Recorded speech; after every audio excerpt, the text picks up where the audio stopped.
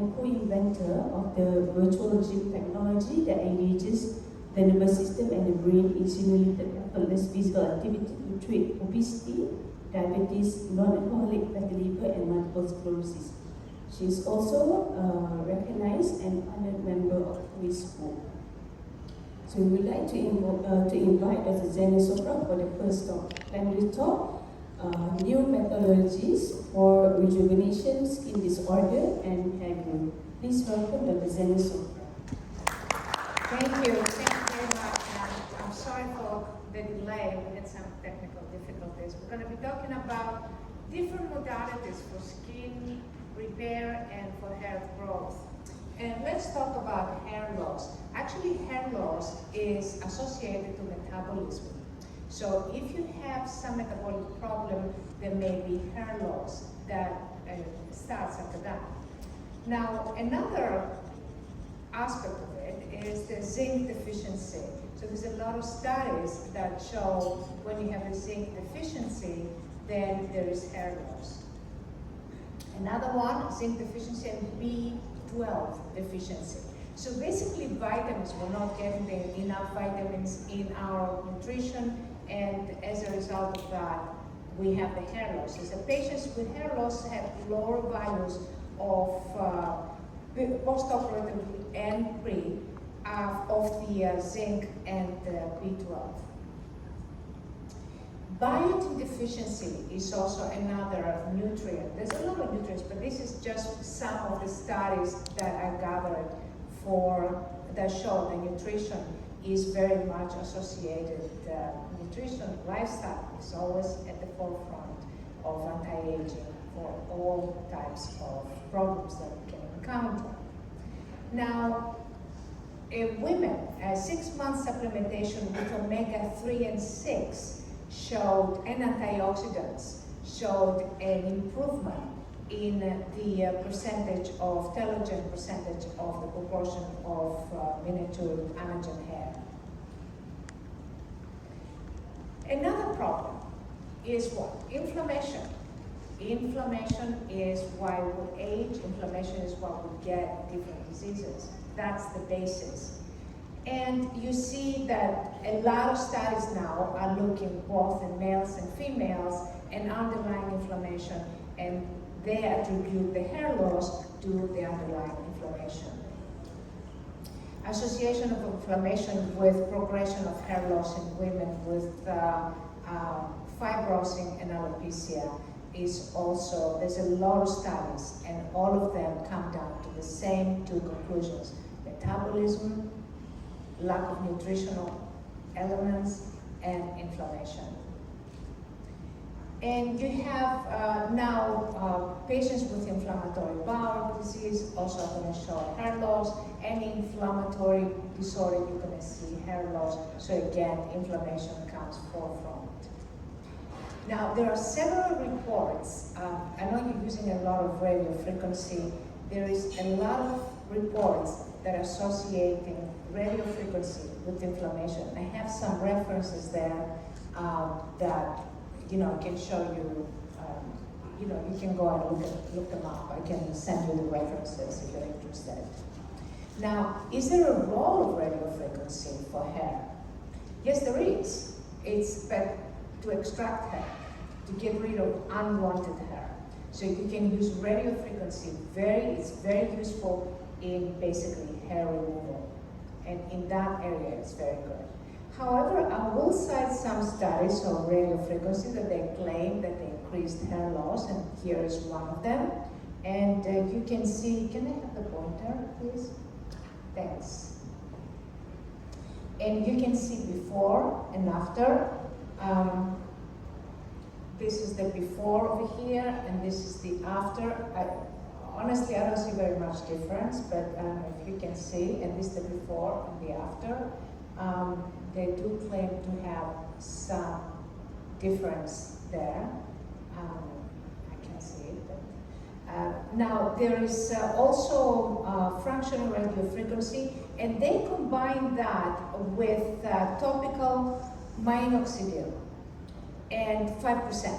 And one side had only the minoxidil, and and the other side had radio frequency and magnetic field. Well, the results did not seem to be that much different. So with only the microsteel, they had 44.12 plus or minus 21. Now that's very important, because if you add that, you almost get to 66 or 73. And after that, they had 73 minus 25.45. So basically, there was some minimal, but not really significant. And when they combined the two, it was a little higher, basically. So, but not that much difference. Now, there is a lot of research on radio frequency and cancer. So that's another thing that you might want to consider. There is a lot of studies with exposure to radio frequency and cancer and human cancer. Now, there is a lot of studies with laser, especially the low-level laser, and a lot of them are done with animal models, but there is a review and it claims that there is a difference with low-level laser. However, none of the studies shows statistical significance. So they show, like clinical examples, but there is no statistical significance, and a lot of it is animal models. Stem cells. Stem cells are very useful for hair growth, actually, but it depends what stem cells you use. If you use adipose tissue stem cells, these are associated with cancers. Why? Because adipose tissue stem cells might not differentiate for hair, so they just sit there and they create tumors. You have to have the appropriate stem cells for the hair in order to kind of grow hair. Not any stem cell will do it. So that is a very important point to remember. But stem cells do work. And we conducted a clinical study with new technology from London University. And we had 3 or 4 treatments, and the results are after 1 month or after 3 months. I'll tell you this is just different books where we based the science. And this is some articles, published articles, more published articles. Now, what is this technology based on? It's based on signals that must be delivered below thermal range. So it's really subelectrical. Okay, it's electrical, but obviously you plug it in. But it's not really electricity. It's not microcurrent. It's not nanocurrent. It's much below that. And there is a book published in 2008, and it shows that with those energies, the ion channels of the cells open up, which is very useful to be used for stem cells, because that's the problem with stem cells. They can get the ion channels blocked. And what it uses resonance. Now, this is what I want to show you. So this is a conformation of a protein. You see this is there, and this is here, and this is there, and this is here. So there is a response. When you do resonance, you can resonate, and you can see an actual response under the microscope of a protein that is involved. And this is basically the microscope that needs to be used to actually observe these things, because they're extremely tiny. This is a very interesting video. Do you see how the cells communicate? They seem to communicate like from the distance, as if they're psychic cells. They call them psychic cells. So there's no connection. I can play the video again so you can see it later on. What is resonance? Is basically, do you see, is an amplification of a signal. So through different waveforms, you have an amplification of a signal that increases. And how do you do these waveforms? This is a cluster of different waveforms. You put them together and they cluster around. There's different waves, like thousands and thousands of waveforms, and they are combined into this signal. That signal has an effect on proteins. It has an effect on cellular communications. And then you know, okay, I'm going to use this signal to repair the signals inside the body. This is what this technology is about. And this is how the signals are combined. You see, this is just 4 out of thousands and thousands of waveforms. They are put together, and you see how different they are to create a particular signal. This is just 4 out of 10,000, basically. And this research is now concentrated with Nobel Prizes, and the how I'm boiling an egg that you like, my friend Lina here, that can really help for cancer treatments, because basically you're refolding proteins. So both skin disorders and hair loss can be reversed by refolding proteins. And how do you do that? There is several techniques, and basically they use one of the techniques is plasma resonance, the one that we're using. And basically you can see a denatured protein that becomes folded. And this is what basically we're doing. And there's a measurement test called the second virial coefficient that you can actually measure whether the proteins are aggregated. That means no good, you know, because they're like garbage, basically. They're mixed up together, they're nothing. They don't do anything, they're dysfunctional. And when the proteins are aggregated, I think this is the answer to your question yesterday. The gentleman that just came, this is the answer to your questions. And this is one treatment. We only did the left side, and you can see it started immediately growing. It was very strange. And this is the first treatment, left side. Second treatment increased quite a bit. This is the third treatment, and this is the fourth treatment. And you can see he even grew hair on the crown, which is quite difficult. This is an older, before this newer version. This is after 3 months. The one that I showed you previously, that one is 1 month. This one is after 3 months. This is again after 3 months. After 3 months, and also after 3 months. So now let's talk about skin. Same problem, inflammation. Inflammation underlines hair loss, and it underlines skin problems, and underlines our aging as well. So inflammation is equal to aging, is equal to infections, is equal to disease. That is the key component. You reduce inflammation, you have a healthier body. Now, what is the reason for keloids? Why is it that the body produces too much collagen? You need to ask why that happens. Why? Because they're broken signaling pathways. The orders are not proper. So basically the body starts overproducing collagen. You have this huge, not huge, but quite pronounced keloid scar that is very unattractive. This is the result of dysregulated pathways, and it's also the result of the timing of the cells, the clocks of the cells. We're going to talk about that in a minute. So there has been some laser efficiency with wound keloids and hypertrophic scars. However, only 22 or 36% show a clear reduction.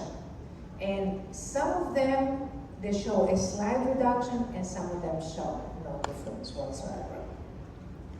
And the problem with lasers and other technologies is that keloids reoccur. So there's about 21 to 35% of keloids that reoccur, and the results are 34 to 24%, basically not that great. Now there is other research with ionic currents. This has produced some results. As you can see, there is a diminishing of the skin wound here and some healing.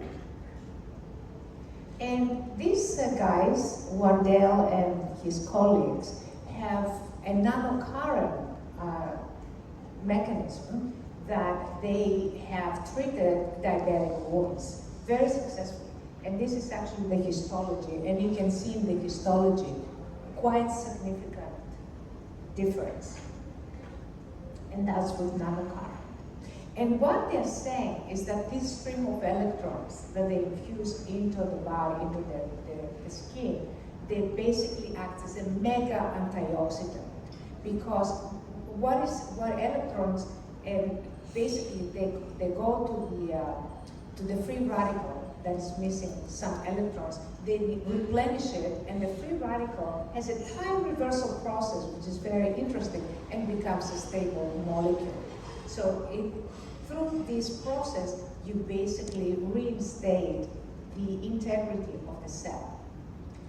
Now, their stem cells have been extremely useful in skin and in wound healing. However, again, you need to be careful. You have to use the right stem cells, because again, the adipose tissue, like we said, could be any stem cell that cannot differentiate. It's just going to sit there and create tumors. So there is, so you have to be careful with the stem cells. You have to use the right ones. You have to use the stem cells that are proper for that particular problem.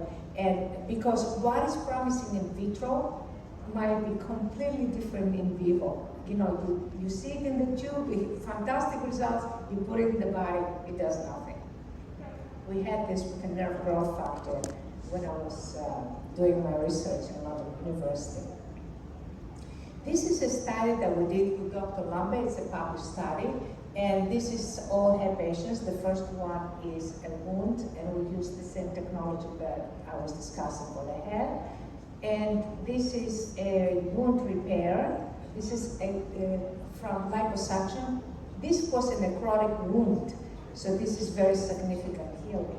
And the other one is cancer wound after the operation. Again, the same concept. Basically, the electrons can enter, can open up ion channels at certain energies, and as the ion channels are open, then you can insert the signals that can form the resonance, that can repair the signal pathways, and basically reinstate the function. So it's a more sophisticated process than nanocurrent that just says that it kind of increases the antioxidant effect of the electrons, which also occurs here. So again, as you can see, look how they're communicating. These are cells, and they're communicating with other cells from the distance, as if without any connections. This is kind of quite astonishing. And this is the studies that we have done that are related to this field. This is another, this is a diabetic wound before and after 8 treatments. That's quite fast. And this is a scar after 10 treatments. Now, what is the problem? The problem is disruption of the signaling pathways, but also a disruption of the circadian rhythms that is followed by this kind of disruption in the signaling pathways. And this is the Nobel Prize 2017, that they looked at different timing of the different kind of proteins, and how if they can put a brake on these proteins, they can avoid a progression into cancer. Now, the same signal that can be emitted at different times can have a different result. That's a very, very important. So timing is extremely a very important aspect. So every single cell in our body is controlled by its own circadian clock. It helps every cell to know when to rest, when to repair DNA, when to replicate its DNA, and so forth and so forth. Now, these are some rejuvenation studies that I've done with a more recent technology. This is after 20 minutes. Actually, if you see it on my phone and you see the large version, it's quite significant, the difference. This is her neck after 20 minutes. It's like totally different. You can see that there, actually. If you enlarge it, you can see the neck on there. And this is like the bigger shot of the neck. And this is again the before and after 20 minutes. This is a Bell's palsy patient after 3 treatments.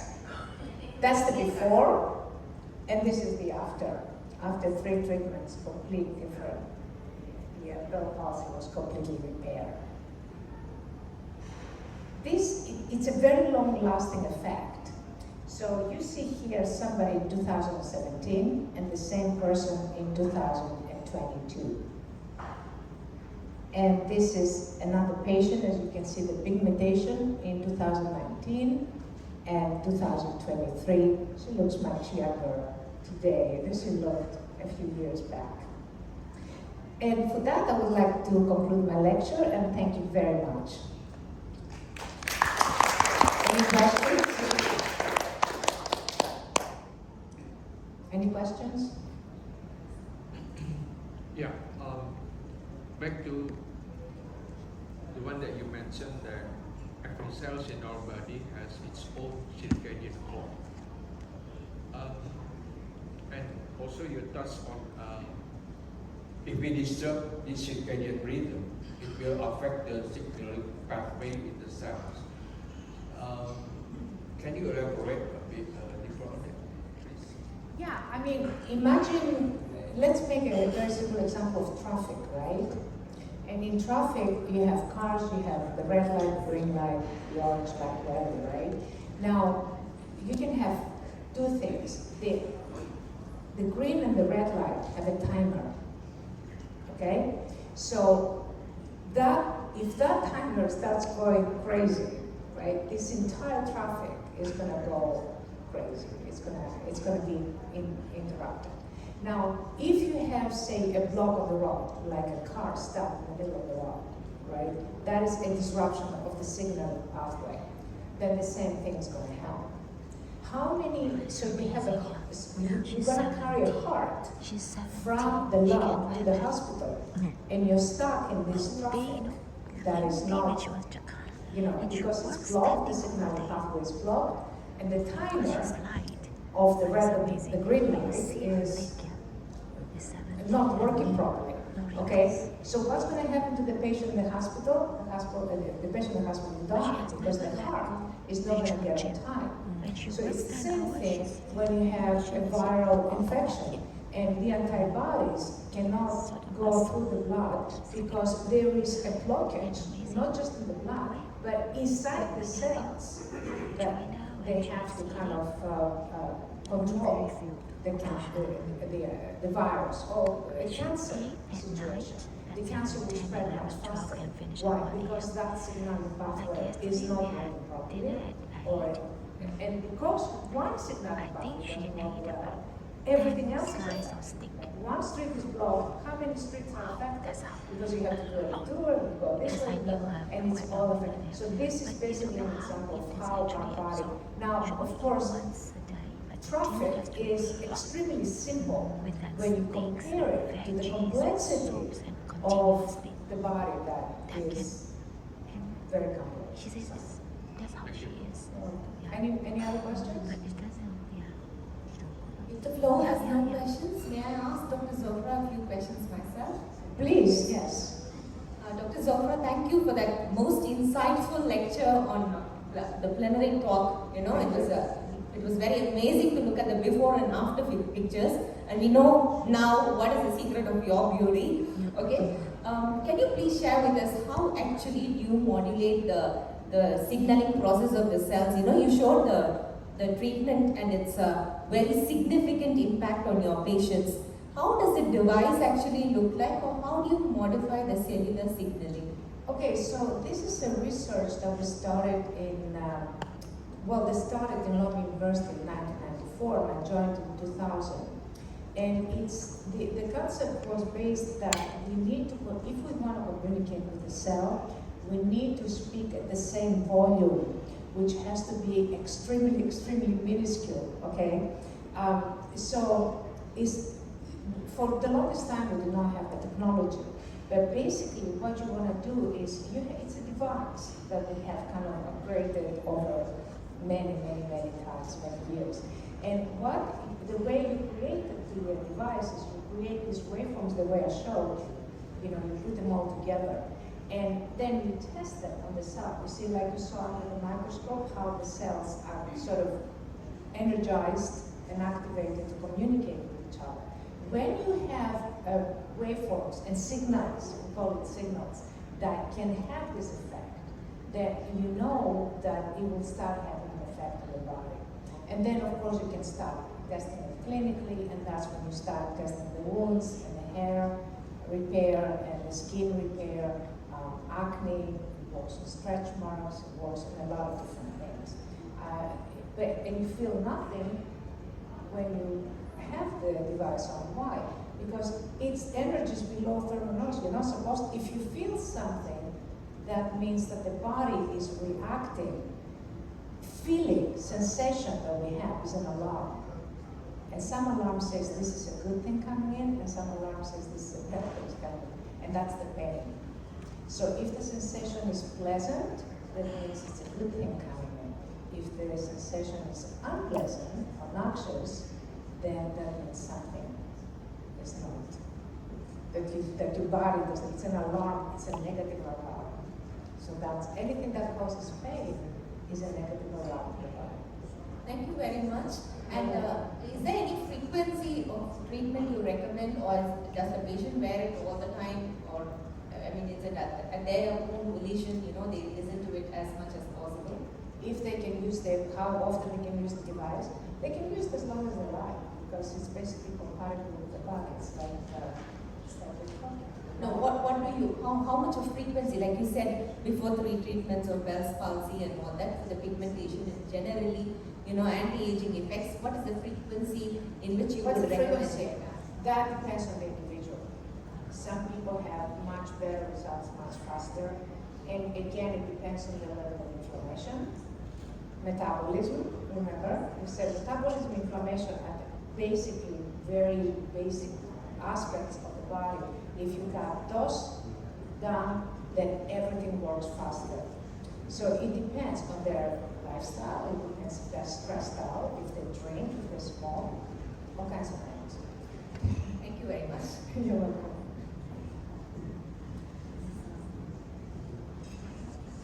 Thank you, Dr. Sofra. I'd like to invite Dr. Bingo to present a token of appreciation for Dr. Sofra. Dr. Sofra?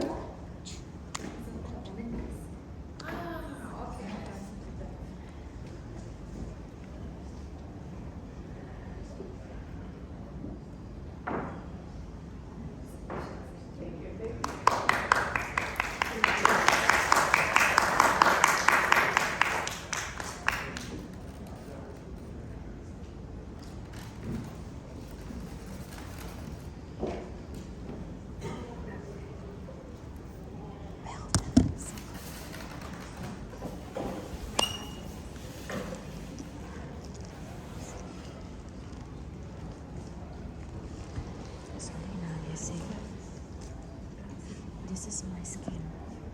I used to have this type of pigmentation. It's in my skin. So it's lightened out. This is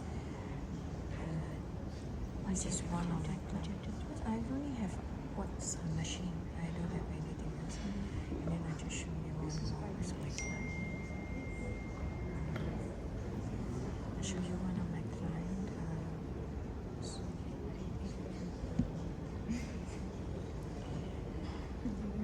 Just after full treatment, but of course with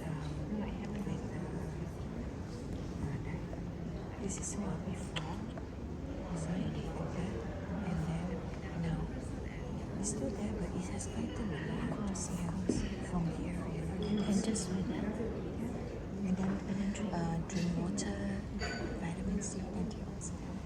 We have to teach from inside out, and together with the treatment and good hydration in the skin. So these are all of my plans, but with education, everything is with education.